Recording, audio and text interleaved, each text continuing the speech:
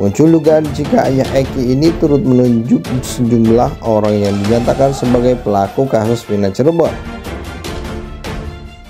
Kami minta kalau boleh kepada Polri, karena ini masih ada penyidikan berlanjut, supaya penyidik-penyidik yang lama yang dulu menangani perkara ini jangan lagi ikut menangani perkara itu. Dan menurut cerita di dalam mereka ini, yang menangkap ini adalah ayah korban, polisi. Sebenarnya dia tidak boleh ikut di sini, konflik of interest nih. Jadi sejauh ini sudah dilakukan pemeriksaan, ya sudah dilakukan pemeriksaan, dan tim yang kemarin datang khususnya mengasistensi kami juga tentunya mengambil keterangan dari yang bersangkutan. Keterangan 2016 ini kan banyak faktor lah, sehingga yang bersangkutan dan kami ini merasa terpaksa untuk menandatanganinya karena ya syarat akan itulah. Proses yang harusnya ditempuh di sini harusnya, apalagi berkaitan dengan nyawa manusia, itu proses itu harus benar-benar teliti jeli sesuai dengan aturan di KUHP yang ada. Jadi sebelum menangkap seseorang biasanya sudah dievaluasi barang buktinya apa, peristiwanya bagaimana dan sebagainya, baru nangkep orang.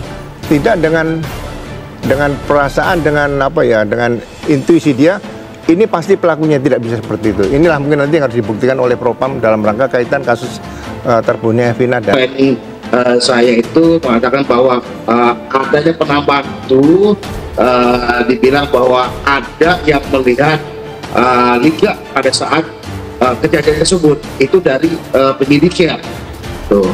Dan Liga Akbar juga mengatakan seperti itu, siapa orang itu. Nah, oleh penyidik tidak disebutkan siapa-siapanya, tetapi rangkaian cerita itu ya tetap didesak agar Liga Akbar untuk menandatangani berita acara ini. Yang namanya saksi itu kan menjelaskan apa yang dia lihat, ya, apa yang dia alami. Artinya direct knowledge, pengetahuan langsung. Kalau misalnya itu diarahkan, kan artinya sudah ada skenario, tinggal bagaimana keterangan saksi ini kemudian dipaskan kan untuk skenario itu kan. Itu sebenarnya yang jadi persoalan, ya. Tapi kan itu kita belum tahu, ya. Ini kan masih dugaan dari kesaksian dari kliennya siapa namanya, Liga Akbar itu tadi, ya kliennya Bapak pengacara itu. Nah, yang menarik saya mau menyambung tadi Pak Ugro kan. Tadi kan Pak Ugro mengatakan ini seorang ayah, jangan sampai perasaan emosional itu justru overstepping tugas dia sebagai polisi. Ya tentunya kami akan mengambil sikap dalam hal ini, dan tentunya kami tidak akan tinggal diam juga terhadap apa upaya yang sudah dilakukan dan kesalahan-kesalahan apa yang sudah dilakukan oleh pihak Polres Cirebon begitu. Kalau mereka dipaksa mengaku dan pengakuannya itu tidak benar, kenapa bisa berjalan sampai pengadilan? Tidak, ini karena orang itu disumpah. Ya. Nunggu dan viral dulu, Pak.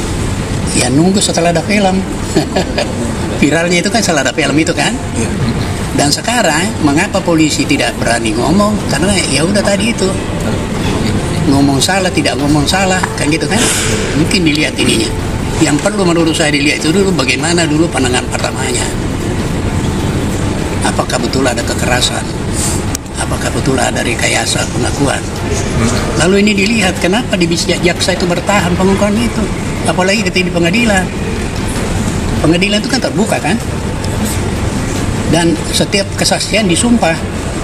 Ya. Update sedikit dong, Bang, terkait dengan Ibtu Rudiana. Bagaimana, Bang? Ibtu Rudiana yang sudah diperiksa oleh Mabes. Kasus Vina sampai hari ini target penyidik itu hanya satu, yaitu Peggy. Jadi kalaupun nanti disidangkan, yang diadili hanya satu, yaitu Peggy. Mungkin bersalah, mungkin tidak bersalah. Kalau Peggy sudah divonis nanti, sepertinya penyidik akan menganggap kasus ini sudah selesai. Karena 2 dari DPO dianggap fiktif. Makanya saya dari tim Hotman 911 mengusulkan kepada Pak Jokowi, ini tidak bisa lagi dengan pro justisia hanya dengan memakai hukum acara pidana. Kalau hukum acara pidana kan 2 alat bukti cukup langsung bersalah. Masalahnya dalam kasus ini bertolak belakang satu sama lain.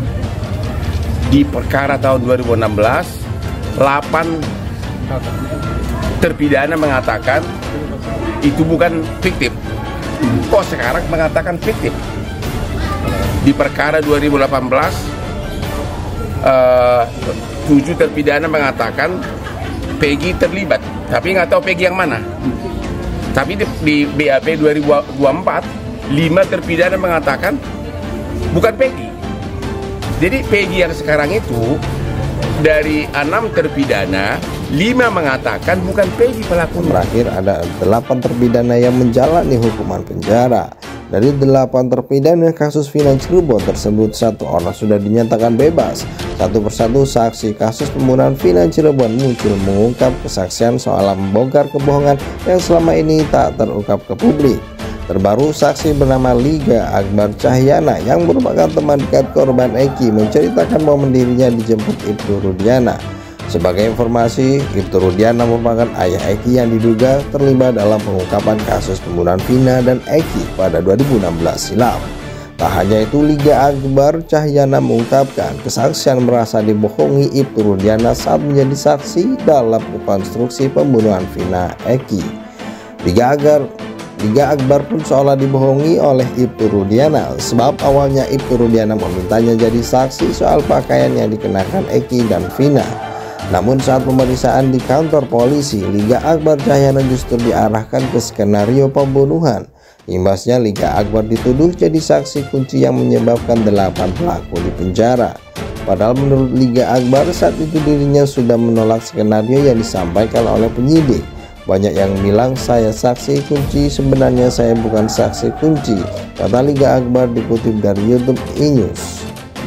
Menurut Liga Akbar, pada malam kejadian itu dirinya sudah berpisah dengan Eki dan Vina, sebab Eki dan Vina berpamitan untuk acara perkumpulan dengan geng motor XTC.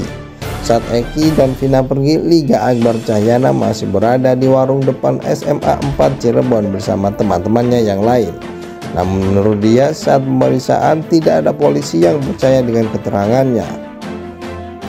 Saya bingung waktu itu mau bilang sama siapa karena nggak ada yang percaya, kata Liga lagi.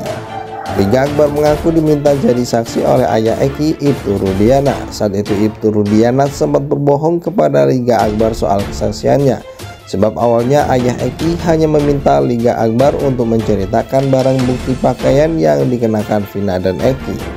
Dimintai keterangan almarhum Vina dan Eki yang dipakai helm baju itu aja, terang Liga. Liga pun menduga dirinya yang dijadikan saksi karena memiliki kedekatan dengan almarhum Eki semasa hidup, sebab diakuinya bahwa Liga Akbar sering menginap di rumah Eki. Minta tolong buat memperkuat bukti, sempat bilang gak tahu, kata Liga. Namun menurutnya saat itu dirinya tiba-tiba saja dijemput untuk memberikan keterangan di kantor polisi. Tiba-tiba saja dijemput, skenario itu hanya sudah menolak. Tiba-tiba saja dijemput, skenario itu saya udah menolak beberapa kali.